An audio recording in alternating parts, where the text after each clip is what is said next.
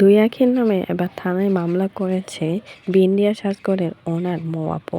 গতকালকে মৌ আপুকে নিয়ে অনেক কিছু বলেছিল দুই আখি, আর সেই জন্যই বাধ্য হয়ে এবার থানায় গিয়ে মামলা করে আসছে মৌ আপু। আর সেটারই স্ক্রিনশট শেয়ার করলেন তার সোশ্যাল হ্যান্ডেলে। গতকালকে অসুস্থ থেকে একটু ভালো হয়ে লাইভে এসে কান্নাকাটি করে বলেছিল সব কিছুই মৌ আপু দুই আখিকে নিয়ে। তাদেরকে কোনো পেমেন্ট দিয়ে ভাড়া করে নাই, তাদেরকে শুধু বলেছিল শ্যুট করার জন্য। এতটুকুই কিন্তু বলেছিল, কিন্তু কোনো টাকা পয়সার কথা বলে নাই। আর সব কিছুই লাইভে এসে ক্লিয়ার করেছিল মৌ আপু। 2 দিন আগে মৌ আপুকে নিয়ে একটা স্ট্যাটাস দেয় আয়েশের আম্মু আখি, আর সেখানে লিখে ইন্না লিল্লাহি ওয়া ইন্না ইলাইহি রাজিউন। আমাদের মাঝে বিন্দিয়া সাজঘরে ওনার মৌ আপু আর নেই। আর তার সাথে একটা কথা বলতে চাই, সেটা হলো আমরা অনেক কষ্ট পেয়েছি যখন আমাদেরকে শ্যুট করিয়েছে, অথচ টাকা দেয় নাই। আর সেটা এখন দাবি ছেড়ে দিলাম। আর এটা দেখার পর মৌ আপু অনেক বেশি রেগে যায় আখির ওপর।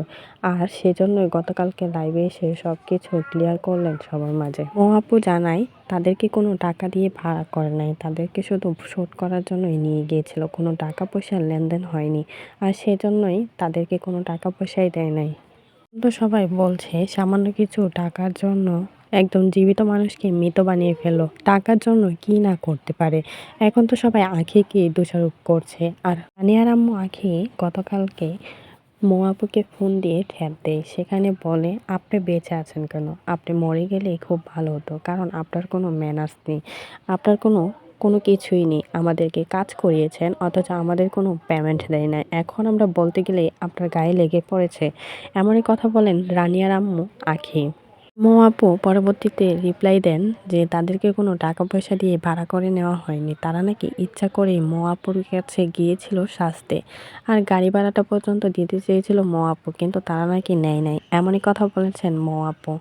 আর আখিকে কোনো ইনভাইট করে নাই, তারা নাকি উপজে গিয়ে তাদের কাছে সাজতে চেয়েছিল, এতটুকুই বলেন। অথচ আখিরা কিন্তু এখন পর্যন্ত কিছুই বলে নাই মৌ আপুকে নিয়ে। তবে ভুল ধারণা থেকেই তারা একটা স্ট্যাটাস দিয়েছিল, আর সেই স্ট্যাটাসও কিন্তু কেটে দিয়েছে। তো এই বিষয়ে কোনো মতামত থাকলে সেটা কিন্তু অবশ্যই কমেন্ট বক্সে কমেন্টে জানাতে ভুলবেন না।